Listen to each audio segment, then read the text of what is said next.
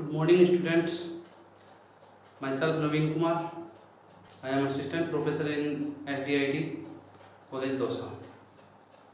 Today we will discuss about a topic on pH value in environment engineering subject. देखिए, जो पिछला video था उसमें अपन ने डिस्कस किया था कि जो भी जो एल्कलिटी से रिलेटेड जो अपने न्यूमेरिकल जो बने थे, ठीक है, जो प्रॉब्लम थी उससे रिलेटेड एग्जाम में जो क्वेश्चन पूछे जाते हैं वो अपन ने डिस्कस किए थे। एक या दो न्यूमेरिकल अपन ने डिस्कस किए थे। ठीक, आज अपना उसी को आगे कंटिन्यू करके जो नेक्स्ट जैसे केमिकल क्वालिटी पढ़ रहे थे अपन, वाटर की केमिकल क्वालिटी का टॉपिक चल रहा था, उसमें अपना एल्कलिटी से रिलेटेड जो पोर्शन था न्यूमेरिकल जो आते हैं वो अपन ने कवर किया था। अब अपना बचता है कि पीएच वैल्यू से भी रिलेटेड अपने एग्जाम में क्वेश्चन पुटअप कर लेते हैं। तो उसके लिए अपन जो न्यूमेरिकल एग्जाम में पूछे जाते हैं वो किस टाइप के पूछे जाते हैं, कैसे सोल्व होते हैं, आज अपन उनको डिस्कस करेंगे इस वीडियो में। ठीक, तो देखिए, चलो स्टार्ट करते हैं। So now let's start first of all in numerical on pH value. The concentration OH ion in a water sample is mercury is measured as 17 milligram per liter at 25 degrees Celsius. What is the pH of water sample? ठीक है, देखिए अपने को एक OH जो hydroxide ion है वो दे रखा है। उसका क्या दे रखा है, यहाँ पे अपने को दे रखा है इसका कि इसका जो वेट है मिलीग्राम पर लीटर में वो कितना है, तो वो दे रखा है 17 मिलीग्राम पर लीटर एट 25 डिग्री सेल्सियस। और फिर अपने को पीएच वैल्यू इसकी फाइंड आउट करनी है। ठीक, तो चलो अब अपन स्टार्ट करते हैं इसके सॉल्यूशन को। तो देखिए, इसका फर्स्ट ऑफ सॉल्यूशन अपना क्या हो सकता है। देखिए, POH सबसे पहले देखिए, जो पीएच होता है, पीएच अपना ये होता है। अगर पीएच आप ओनली पीएच ले रहे हो, ठीक, पीएच ले रहे हो तो अपन इसको किस टर्म में, लॉगरिथम टर्म में लिखें तो अपन ऐसे लिख सकते हैं कि log H+I। ठीक, ये तो पीएच के लिए था, मतलब जो पीएच वैल्यू फाइंड आउट होती है ना वो अपने दो उससे आयन से फाइंड आउट करते हैं। एक H+ आयन होता है, तो OH- आयन होता है। तो अपन यहाँ H+ की बात करें तो -log H+ कर देते हैं। अगर OH की बात करेंगे तो OH- में कर देते हैं। ठीक है, तो ये अपन इसमें कर सकते हैं। तो देखिए, आगे इसको और कंटिन्यू करके देखेंगे। 1 मिनट, देखिए pH -log H+ आयन हो गया। अगर इसी को अपन देखें तो POH की टर्म में देखें तो इसको क्या लिख सकते हैं, -log OH-, ये लिख सकते हैं। ठीक है, और अपने को जो OH का ये दे रखा है, इसमें OH जो है उसी का दिया है कि उसकी वैल्यू कितनी है, उसका वेट कितना दे रखा है, ये सारी चीज़ अपने को OH की दी है। ठीक है, चलो अब अपन इसका कंसंट्रेशन मोल में निकालते हैं। जैसे अपन ने जो पहले जो इक्विवेलेंट एल्कलिटी के लिए निकाल रहे थे, क्या निकाल रहे थे उसमें कि इक्विवेलेंट वेट कितना होगा। ठीक है, ऐसे ही उसी टर्म को अपने को यहाँ पे भी फाइंड आउट करके बताना है। ठीक, तो देखिए सबसे पहले where OH- is concentration of OH ion in moles per liter, OH ions in mole per liter। ठीक है, OH को अपन ये कहते हैं। ठीक, अब अपने को मोल्स निकालना है। जैसे इसका मोल्स अगर निकालें तो मोल्स निकालने के लिए क्या फॉर्मूला बन जाता है कि वेट इन ग्राम। ठीक है, वेट इन ग्राम अपॉन मोलेकुलर मास। वेट इन ग्राम अपॉन मोलेकुलर मास। ठीक है, मोलेकुलर मास। देखिए जैसे ये सेम अपना वही ही पोर्शन है जो अपन ने वहाँ पे इक्विवेलेंट वेट के लिए निकाला है। यहाँ मोल्स बोल रहे हैं उसी इक्विवेलेंट वेट को, और इस पूरे को जो वेट इन ग्राम दे रखा है वहाँ अपना क्या होता था, गिवन वेट होता था। ठीक, उसको अपन क्या कहते थे, गिवन वेट, और नीचे जो था उसको मोलिकुलर वेट बोलते थे। ये मास की टर्म में लिख रहा है, बस फर्क ये आ गया। तो यहाँ वेट इन ग्राम जो अपने को दे रखा है, कितना दे रखा है भाई, 17 दिया है। ठीक है, 17 किस में दिया है, 17 अपने को मिलीग्राम में दिया है। ठीक है, ये देखिए मिलीग्राम में दिया है 17, और अपने को किस में लेके चलना है, वेट ग्राम में लेके चलना है। तो मिलीग्राम को ग्राम में अगर कन्वर्ट करेंगे तो क्या कर सकते हैं अपन, एक ग्राम में कितने मिलीग्राम होते हैं, 1000 होते हैं। तो अपन इसको क्या लिख सकते हैं, 17 मल्टीप्लाई बाई 10⁻⁻3। ठीक, और मोलिकुलर मास OH का, OH का अगर देखिए इक्विवेलेंट वेट कितना होता है OH का, O का तो कितना होगा 16, और H का कितना होगा, H का होगा 1। ठीक, तो कितना हो गया 17 हो गया। ये कितना आ गया अपना 17, ये कट होके अपने पास कितना आ जाता है 10⁻⁻3 आ जाता है, 10⁻⁻3। तो मतलब अपना मोल्स ऑफ OH कितना आ गया, ये आ गया 10⁻⁻3 आ गया। ठीक है भाई, यहाँ तक बात हो गई। अब अपने पास मोल्स किसका आ गया, OH का आ गया। मतलब एक तरह से OH की वैल्यू आ गई जो अपने को यहाँ काम में आएगी इसमें। ठीक, मतलब मोल्स जो ये OH है इसका कितना है, वो अपने पास 10⁻⁻3 आ गया। ठीक है, 10⁻⁻3। अब अपन इसमें इसको रख देते हैं कि POH equal to minus log 10⁻⁻3 10⁻⁻3। तो POH is equal to minus log 10⁻⁻3 का वैल्यू कितना हो जाएगा यहाँ पे, माइनस log 10⁻⁻3 का अगर कैल्शियम अपन निकाल के देखते हैं तो वो अपना वैल्यू आता है कितना, 3 आता है। ठीक है, वैल्यू कितना आया इसमें, 3 आया। अब देखिए जो पहले जो pH वैल्यू अपनी फाइंड आउट होती है वो दो चीज से होती है, एक तो pH आयन होता है, एक POH होता है। ठीक, अगर इन दोनों को अगर अपन ऐड करते हैं तो क्या हो जाता है 14, क्योंकि pH वैल्यू अपनी कहाँ तक होती है, 14 तक होती है। 7 तक तो एसिड होता है और आगे अपना एल्कलिनिटी होता है। ठीक है, तो इसी तरह अपन इसको भी लिख सकते हैं बात। अब अपने को क्या करना है, अपने को तो भाई क्या निकालना है, pH निकालना है। तो भाई अपन जानते हैं कि pH plus POH, pH plus POH equal to कितना है 14। तो pH अपने को निकालना है, pH प्लस POH की जगह क्या रख दें 3, और ये कितना है 14। तो pH equal to 14 minus 3 equal to कितना आ गया 11 आ गया। तो मतलब pH बराबर कितना आया अपना 11। यही अपना क्या है इसका आंसर होगा। ठीक है, यहाँ तक अपनी ये एक प्रॉब्लम इसकी सोल्व हो गई है। जैसे पूछ रहा था ये अपने को कि what is the pH of water sample, pH of water sample.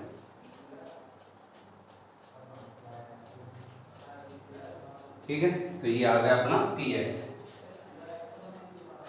pH equal to 11 आ गया। तो एक अपनी प्रॉब्लम यहाँ तक सॉल्व हो जाती है। इसको अगर आपको नोट करना है नोट कर लीजिए, स्क्रीनशॉट लेना है, स्क्रीनशॉट लेके मैं इसको इरेज कर रहा हूँ। फिर अपन इसी से रिलेटेड एक सेकंड प्रॉब्लम और है उसको डिस्कस करते हैं।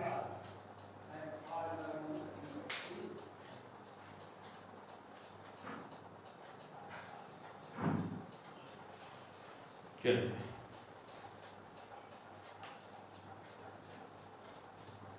प्रॉब्लम नंबर सेकंड भी कुछ क्या है कि एवरेज अपने को किसी चीज का pH और POH का निकालना है।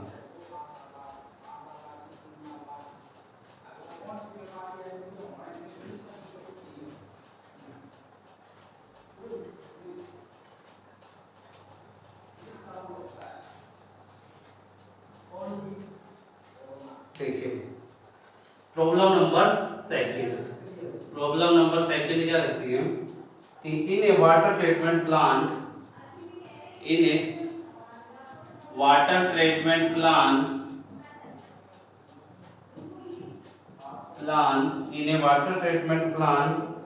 the pH values of incoming and outgoing water plant, the pH value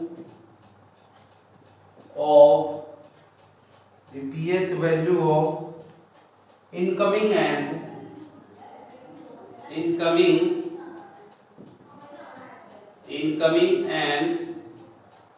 outgoing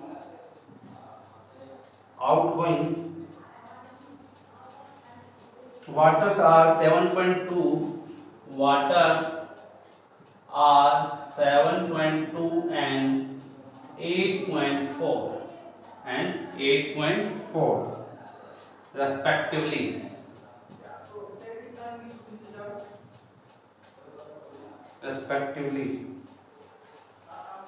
Assuming a linear variation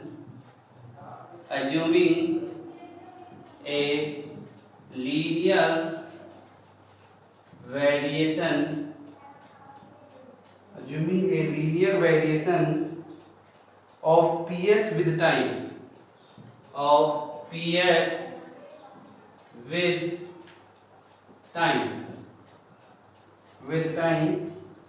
determine the average pH value of water. Determine the average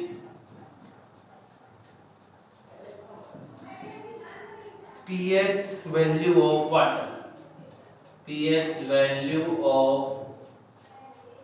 water. ठीक है, ये अपना एक प्रॉब्लम है। ठीक, देखिए क्या दिया है अपने को कि कोई एक वाटर ट्रीटमेंट प्लांट था, ठीक है, उसमें जो उसकी पीएच वैल्यू है वो वाटर ट्रीटमेंट प्लांट में इनकमिंग वाटर की और आउटगोइंग वाटर की, इनकमिंग वाटर की 7.2 दे रखी है और आउटगोइंग वाटर की 8.4 दे रखी है। ठीक है, तो अपने को क्या करना है कि अपने को एवरेज पीएच निकालनी, और अज्यूम किसको कर लिया, a linear variation of pH को उसने टाइम के साथ अज्यूम कर लिया, और अपने से डिटरमाइन क्या करवा रहा है, average pH value of water. ठीक है, तो अपने को एवरेज पीएच वैल्यू निकालनी है, 7.2 और 8.4 का एवरेज करके अपने को निकालना है। ऐसे मैथमेटिकली नहीं निकालना है डायरेक्ट कि भाई एवरेज करके इसका निकालते 7.2 और 8.4 का, वो अपने को पूरा जो ट्रीटमेंट प्लांट है ना उसका एवरेज पीएच निकालना है कि उसके अंदर पीएच कितना है। वो जब इनकमिंग और आउटगोइंग वाटर जो दोनों हो रहे हैं ना, तो उसमें एवरेज कितना होगा वो चीज़ फाइंड आउट करना। ठीक है, चलो देखिए, इससे पहले एक छोटी सी कोई बेसिक चीज़ है वो अपने को पता होना चाहिए इसकी। ठीक, देखिए पीएच वैल्यू की डेफिनेशन क्या होगी, by definition of pH value क्या कहती है, इसके डेफिनेशन के अकॉर्डिंग क्या कहा गया है कि भाई पीएच इज इक्वल टू, वैसे तो अभी अपन ने पढ़ा था, तो क्या पढ़ा था, माइनस log H प्लस पढ़ा था। ठीक, ऐसे भी लिख सकते हैं, और दूसरा अपन इसको pH is equal to log 1/H plus, ये भी लिख सकते हैं। ठीक है, इसका मतलब क्या हुआ कि जो ये नेगेटिव साइन था इसका, ये H अगर इसके अपॉन में चला जाएगा तो ये वहां पे ऐड हो जाएगा। ठीक है, ये लॉगरिथम अपना मैथमेटिकली वो होता है, उसके लिए बताया गया। ठीक, और इसी तरह अपना भाई OH के लिए भी होगा। ठीक है, OH के लिए भी वही होगा, तो POH के लिए भी ये लिखेंगे अपन log 1/OH। ठीक है, चलिए भैया बात करते हैं अपन इसको आगे कंटिन्यू करने की। देखिए आगे इसको अब अपन कैसे कर सकते हैं कि पीएच से एक तो जो 7.2 है अपने पास और एक 8.4 है, तो एक को तो pH 1 मान लेते हैं और एक को pH 2 मान लेते हैं। ठीक है, तो देखिए pH 1 इज इक्वल टू क्या मान लेते हैं, 7.2। ठीक, और इसको अपन क्या लिख सकते हैं, log 1/H1 प्लस। ठीक है, यहाँ तक शायद दिख रहा होगा। चलो pH 2 कितना है अपना, 8.4 है, तो इसको क्या लिख लेते हैं, 1/H2 प्लस। ठीक, ये अपना इसका हो जाता है। इन दोनों को अपन ने ये मान लिया। अब इनको बारी बारी से अपन सोल्व करते हैं। मान लीजिए देखिए log 1/h1 plus equal to कितना किया है अपन ने 7.2 किया है, ठीक 7.2 किया है। अब देखिए इसी को अपन ऐसे भी लिख सकते हैं log h1 plus minus log h1 plus भी लिख सकते हैं, ठीक है भाई, ऐसे भी लिख सकते हैं। अब इसका क्या है कि अपन अगर डायरेक्ट h1 प्लस निकालना चाहें तो वो डायरेक्टली निकल जाएगा। देखिए कैसे, h1 प्लस अगर निकालोगे तो क्या हो जाएगा इसका 10 raise to power -7.2, 10 raise to power -7.2, मतलब जो ये नेगेटिव का साइन था ये अपना अगर इधर जाएगा, log को अगर अपन हटाएंगे तो वो किस में जाएगा 10 के पावर में जाएगा, और वो जो साइन है वो भी पावर में किसका हो जाएगा, साइन नेगेटिव का ही हो जाएगा। तो h1 plus equal to 10 raise to power -7.2 अपन लिख सकते हैं, ठीक। इसी तरह अपन similarly h2 plus equal to भी क्या कर सकते हैं 10 रेज टू पावर -8.4 कर सकते हैं, ठीक है, 10 रेज टू पावर -8.4 कर सकते हैं, ठीक है, ठीक। चलो average value of h plus ion, अब अपन इनका क्या निकाल लें, मैं इसको यहाँ पे ऐड कर रहा हूँ, इन दोनों का अपन एवरेज निकाल लें, average value of h plus, ठीक। तो ये एवरेज अगर इसका निकालना चाहें तो h1 plus plus h2 plus upon 2 हो जाएगा, ठीक है। ये अब यहाँ पे h1 प्लस की वैल्यू रख दो तो कितना आ जाएगा 10 raise to power -7.2 plus 10 raise to power -8.4 upon 2 हो जाएगा, ठीक। यहाँ तक कोई दिक्कत नहीं है। अब इसका अगर इसको सोल्व करके अगर निकालना चाहें तो इसको निकाल सकते हैं। देखिए इसके लिए मान लीजिए मैंने क्या कॉमन ले लिया, -8.4 कॉमन ले लिया यहाँ से, ठीक है, इस पावर में से -8.4 कॉमन ले लिया, -8.4 यहाँ कॉमन लिया है तो 7.2 में से अगर ये माइनस होगा तो कितना आ जाएगा, ये अपने पास आ जाएगी प्लस का 1.2 हो जाएगा, प्लस यहाँ पे क्या आ जाएगा 1 आ जाएगा अपॉन में 2, ठीक। अब अगर इसको पूरे को अगर अपन सोल्व आउट करते हैं, ठीक, यहाँ तक भी शायद दिख रहा होगा, चलिए इसको अगर सोल्व आउट करते हैं तो अपने पास आ जाता है कि 10 रेज टू पावर -8.4 और 10 रेज टू पावर जो 1.2 है वो कितना हो जाएगा 15.8 प्लस 1 अपॉन 2, ठीक।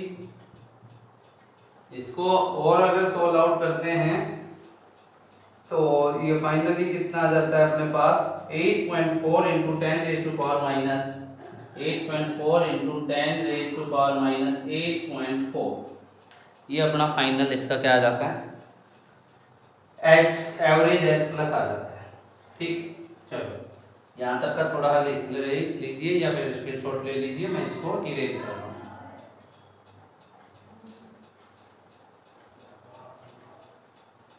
अब देखिए अपने पास h प्लस आ गया एवरेज, ठीक, ये ओनली h प्लस आयन की टर्म में आया है, h प्लस आयन की टर्म में आया है, कितना है 8.4 multiply by 10 raise to power -8.4 आया, ठीक, ये एवरेज है।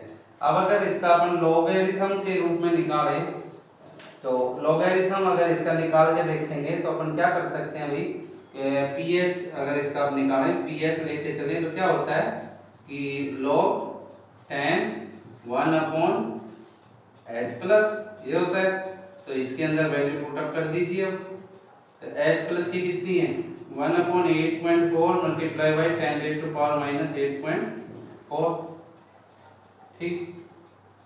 अब यहाँ पे तुमको कुछ नहीं करना, इसको सोल्व कर लो बस। log 10 इसको अपन ऐसे भी लिख सकते हैं कि 10 रेज टू पावर 8.4 अपॉन 8.4, ठीक। इसका अगर वैल्यू अपन फाइनली फाइंड आउट करते हैं कैलकुलेशन से तो वो अपना कुछ निकल के आएगा 7.477 आएगा, 7.477, ठीक है। तो जो एवरेज जो पीएच है अपना, जो पूछा था इसने कि एवरेज पीएच वैल्यू इसकी कितनी होगी, तो वो अपनी कितनी निकल के आ जाती है 7.477। ठीक है भाई। तो यहाँ तक अपना जो ये दोनों प्रॉब्लम थी पीएच से रिलेटेड की, तो एग्जाम में जो अगर क्वेश्चन भी पुटअप करता है तो इन दोनों क्वेश्चन से ही रिलेटेड जैसे कि क्वेश्चन होंगे, और इससे बाहर कोई चीज़ पूछेगा भी नहीं, क्योंकि जो भी था अपना टिपिकल से टिपिकल पोर्शन था वो अपना पूरा इसमें पीएच के और एल्कलिनिटी में कंप्लीट हो चुका है। ठीक है। तो ये अपना फाइनल पीएच निकल के इसका आ जाता है। अब अपना देखिए टॉपिक आता है किसका, हार्डनेस का। ठीक है। हार्डनेस कैसे फाइंड आउट करते हैं, हार्डनेस क्या है और किस किस एलिमेंट की वजह से वाटर के अंदर अपनी हार्डनेस ज़्यादा क्रिएट होती है। ठीक। तो मेन जो दो है, मेन तो अपने दो एलिमेंट होते हैं, एक तो कैल्शियम होता है, एक मैग्नीशियम होता है। अगर कैल्शियम मैग्नीशियम वाटर में ज़्यादा प्रेजेंट है, ज़्यादा क्वांटिटी में प्रेजेंट है, तो मतलब समझ लीजिए कि उसकी हार्डनेस ज़्यादा है। ठीक है। रिमूव भी उनको रिमूव करके ही अपन हार्डनेस आगे फाइंड आउट करते हैं। तो चलो एक बार थोड़ा सा देख लेते हैं इसका हार्डनेस का, फिर इसका भी न्यूमेरिकल पोर्शन आता है, उसको कवर करें।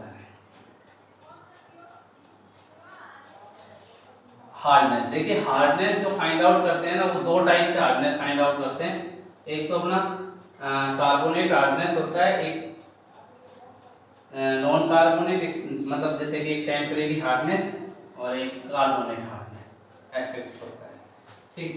तो एक बार इसका क्लासिफिकेशन देख लेते हैं। पहले टॉपिक तो हो जाएगा अपना हार्डनेस। ठीक। अब अगर इसका एक क्लासिफिकेशन देखें, क्लासिफिकेशन अगर इसका पूरा देखें तो ये होता है कार्बोनेट हार्डनेस, कार्बोनेट, और ये होता है इधर नॉन कार्बोनेट हार्डनेस। ठीक। यहाँ पे भी ये क्वेश्चन। ठीक। इसको अपन टेम्परेरी भी बोल सकते हैं, टेम्परेरी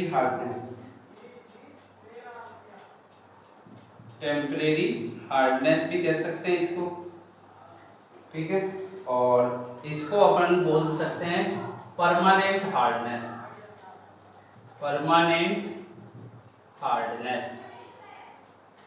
ठीक है।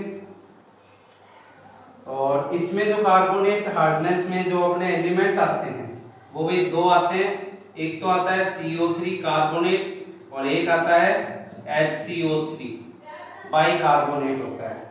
ठीक है। और इसके अंदर जो एलिमेंट आते हैं अपने, एक होता है chlorine, SO4NO3 calcium and magnesium.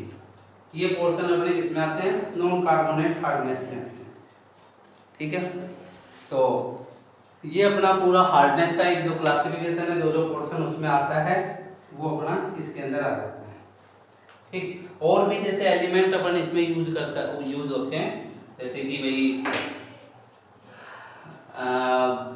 Iron की भी क्वांटिटी अगर ज़्यादा हो जाए तो उससे भी कह सकते हैं, Mn की हो जाए, एल्यूमिनियम की हो जाए, इन सब की भी अगर क्वांटिटी ज़्यादा हो रही है तब भी अपनी हार्डनेस इंक्रीज हो सकती है। ठीक है।